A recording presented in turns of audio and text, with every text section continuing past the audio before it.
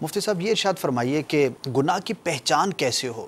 دیکھیں، گناہ کی پہچان کا سب سے بڑا طریقہ جو ہے نا وہ تو علم ہی ہے۔ صحیح۔ علم ہی سب سے بڑا ذریعہ ہے جس کے ذریعے گناہ کی پہچان ہوگی۔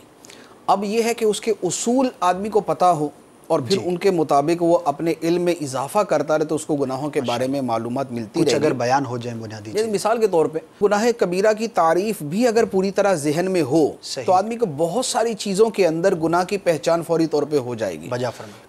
اسی طرح گناہ صغیرہ کی تعریف اس کے ساتھ ملا لیں تو اب کبیرہ اور صغیرہ کی تعریف ہوگی تو اس سے بہت سارے گناہوں کا پتہ چل جائے گا۔ جیسے فرض کا ترک گناہ کبیرہ ہے، واجب کا ترک گناہ صغیرہ ہے لیکن بار بار ترک کریں گے تو کبیرہ بن جائے گا۔ صحیح۔ سنت موقدہ کے ترک پر اصرار کرنا، یعنی جیسے زور کی پہلی 4 سنتیں ایک آدمی پڑھتا ہی نہیں ہے، بار بار نہیں پڑھتا، تو اب یہ بار بار نہ پڑھنا جو ہے یہ اسے گناہ کی حد میں داخل کر دیتا ہے، یہ گناہ صغیرہ ہو جاتا ہے۔ تو یوں فرض کا ترک، واجب کا ترک، سنت موقدہ کا بالاسرار ترک یہ گناہ میں داخل کر دیتا ہے۔ پھر اسی طرح قرآن و حدیث کے اندر وہ چیزیں کہ جن سے صراحتاً منع کیا گیا، ٹھیک ہے، جیسے اپنی جانوں کو قتل نہ کرو، بدکاری کے قریب نہ جاؤ، اپنی اولاد کو قتل نہ کرو، یا اللہ تعالیٰ نے تجارت کو حلال کیا اور سود کو حرام قرار دے دیا، یا اس طرح کی وہ ساری آیات کہ جن کے اندر پرٹیکولر کوئی حکم دیا جاتا ہے۔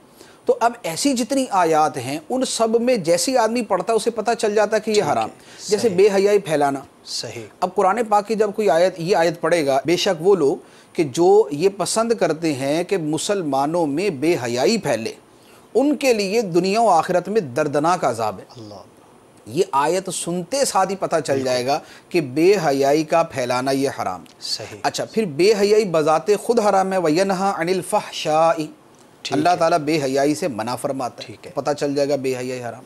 اسی طرح یتیم کا مال کھانا، اب آیت مبارکہ جیسے ہی کوئی پڑھے گا کہ بے شک وہ لوگ جو یتیموں کا مال ظلماً کھاتے ہیں وہ اپنے پیٹ کے اندر آگ بھرتے ہیں اور ان قریب یہ بھڑکتی آگ میں داخل ہوں گے۔ اب یہ آیت پڑھتے ساتھ ہی پتہ چل جائے گا کہ یتیم کا مال کھانا حرام ہے، لیکن پڑھنا پڑے گا اس کے لیے، تو یوں یعنی مطالعہ کرنا پڑے گا، علم حاصل کرنا پڑے گا، علم میں اضافہ کرنا پڑے گا، قرآن پاک کی تلاوت، قرآن پاک کا سمجھنا، احادیث مبارکہ کا پڑھنا، ان کا سمجھنا، دینی کتابیں پڑھنا، ان کا سمجھنا، تو ان چیزوں سے جب جیسے آدمی پڑھتا ہے تو اس کو پتہ چل جاتا ہے کہ یہ چیزیں گناہ ہیں۔ ماشاءاللہ۔ صلو علی الحبیب صلی اللہ تعالی علی محمد۔ مجھے اپنی اور ساری دنیا کے لوگوں کی اصلاح کی کوشش کرنی ہے انشاءاللہ۔